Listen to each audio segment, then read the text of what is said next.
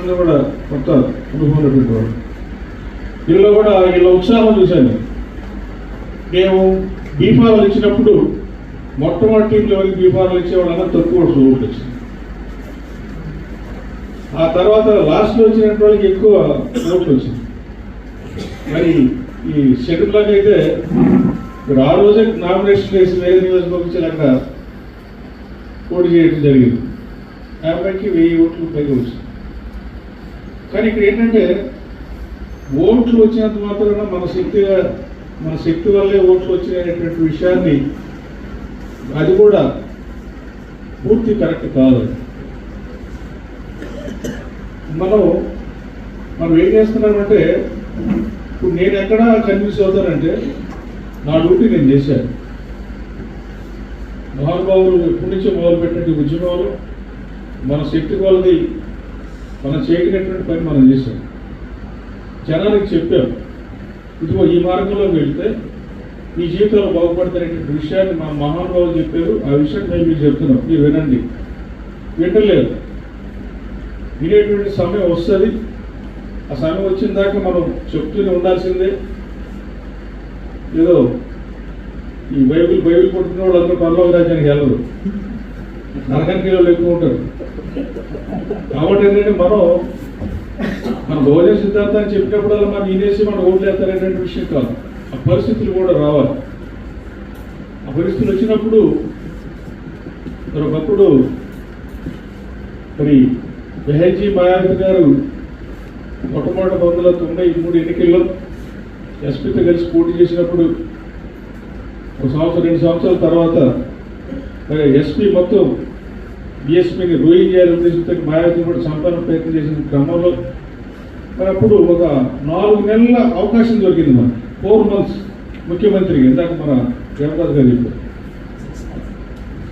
4.5 months, 4.5 నెలలు. ఈ 4.5 నెలలు అనేటువంటి ఆ పరిపాలన కానీ లేకపోతే ఈరోజు బహుజన సమాజ్ పార్టీ ఉండేది కాదు భారతదేశం. అంటే కొన్ని చరిత్రలో కొనేటువంటి విషయాల్ని మనం అర్థం చేసుకున్నప్పుడు ఇప్పుడు ఊహించిన మార్పులు జరిగినప్పుడు దాన్ని సద్వినియోగం చేసుకునే క్రమం ముందుకు వెళ్తుంది. వెయిట్ చేయాలి. వెయిట్ చేయటువంటి మనం పూర్తిగా నిస్వార్థంగా వెయిట్ చేయడం కాదు. మనం అన్నీ కూడా మనకు కావాల్సినటువంటి ఎప్పుడు అవకాశం వచ్చిందని ఉపయోగించుకునేటువంటి శక్తిని మనం కూడా తీసుకోవాలి. మనకు ఎవరిని ఎప్పుడు మరి ఆటలో ఎవరిని ముందు క్యాంటీన్ కబడ్డీ ఆట ఉంటుంది, ఎవరిని ఇప్పుడు పంపిస్తే ఎక్కువ మార్కులు వస్తే ఎవరిని పట్టుకుని వస్తారనేటువంటి ఆ టైంలో ప్రకారం పంపిస్తూ ఉంటారు. ఆ టైం వచ్చిందాక వెయిట్ చేస్తారు. కాబట్టి ఇప్పుడు ఏంటంటే చాలామంది దృష్టిలో చాలా విషయాలు ఉన్నాయి. ఇవన్నిటికీ మీకు సమాధానం చెప్పాల్సిన బాధ్యత మాకు ఉండదు. అంటే మా అవగాహనని మీకు చెప్తే మేము మాకున్న అవగాహన మీకు చెప్పగలిగినట్టు మాత్రమే కదా మీరు కూడా కొంత పేదవాళ్ళు చెప్పగలిగారు.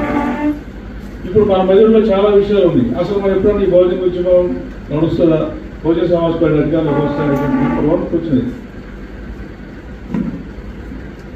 బహుజన ఉద్యమం అంటే 3000 సంవత్సరాల ఈ భారతదేశంలో ఈ గడిచిపోతున్నటువంటిది ఎప్పటికి పోతున్నటువంటి విషయాన్ని ఎవరూ చెప్పలేదు. బాబాసాహెబ్ అంబేద్కర్ చెప్పాడు అన్నప్పుడు మనం ఈ విముక్తిగా అవుతామా, కాన్శ్యామ్ గారు చెప్పారా, మాయత్ గారు చెప్పారా, పన్నప్పుడు భారతదేశం అంచేతులకు వస్తుంది. ప్రతి ఒక్క అవకాశాన్ని ఉపయోగించుకొని మనలో ఉన్నటువంటి శక్తిని మనలో ఉన్నటువంటి చైతన్యం పెంచుకొని వెళ్ళాలి. జాతులు కులాలు మనం ఏదైతే బహుజన వాళ్ళు ఎవరైతే ఉన్నారో మరి వీళ్ళందరూ కూడా అన్ని రకాలుగా బలపడుతూ ముందుకు వెళ్ళాలి. ఇది ఒక నిరంతరం కొనసాగేటువంటి ఒక క్రమం. కాబట్టి మనం ఇక్కడ బహుజన సమాజ్ పార్టీ తప్పకుండా ముందుకు వెళ్తుంది. ఆ టైం వచ్చినప్పుడు ఒక రూపం కాదు మరో రూపంలో ముందుకు వెళ్తుంది. ఉద్యమం ముందుకు వెళ్తుంది అంతే. ఖచ్చితంగా మార్పు అనేటువంటిది జరుగుతుంది కదా. మరి ఈ రోజున మరి 400 సీట్లు సంపాదిస్తారు, 370 సొంతంగా వస్తాయి, 350 వస్తాయి అనుకున్నట్టు ఆయన 240 అయిపోయాడు కదా. మరి ఎలా సాధ్యమవుతుంది?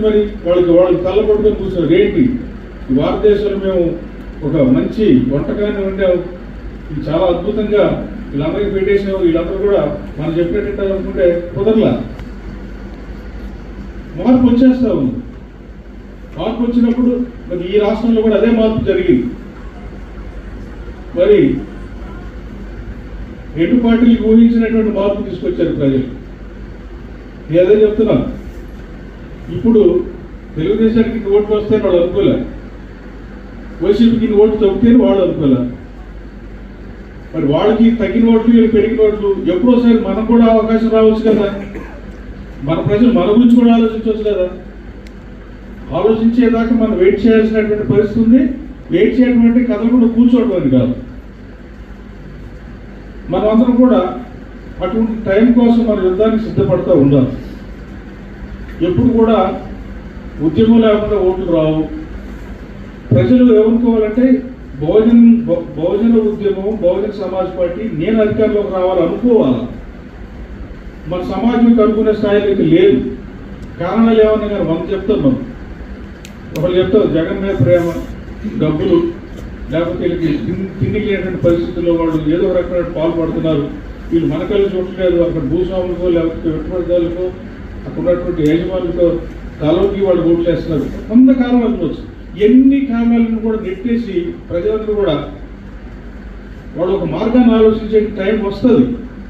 దానికోసం వెయిట్ చేయాలి. అయితే మనం వెళ్ళేటప్పుడు ఏంటంటే మన మార్గంలో కరెక్ట్గా మనకున్న పందా మనకున్న ఆలోచన విధానాన్ని మనం తప్పకుండా వదిలిపెట్టుకుంటూ వెళ్ళాలి. ఇది మనం బహుజన సమాజ్ పార్టీ ఒక సిద్ధాంతంతో, ఒక ఆచరణతో, ఒక కార్యాచరణతో బాబాసాహెబ్ సూచించిన మార్గం నడిచేటువంటి పార్టీ.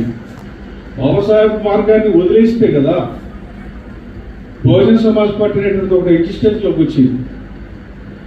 ఎగ్జిస్టెన్స్లో వచ్చిన తర్వాత దీన్ని నడుపుతూ ఉన్నాం. ఈ రోజున చాలా మంది మాట్లాడుతుంటారు ఏమని, మాయావతి గారు కాంగ్రెస్తో కలిసి వెళ్తే సీట్లు వస్తాయి కదా, దానికోసం పెద్ద డిబేట్లు. మనం మాయావతి గారు సలహాలు ఇవ్వాలా? 4 సార్లు ముఖ్యమంత్రి అని మనం సలహా ఇవ్వాలి. ఎలా సాధ్యపడుతుంది అది? మనం ఏం సాధించారు మనం సలహాలు ఇస్తాం? మనం ఎమ్మెల్యేని గెలిపించుకోలేకపోయాం. కనీసం 5% సీట్లో ఓట్లన్నా సంపాదించేసి ఈ స్టేట్లో గుర్తింపు తెచ్చుకోలేకపోయాం. మనమే సలహాలు ఇస్తాం.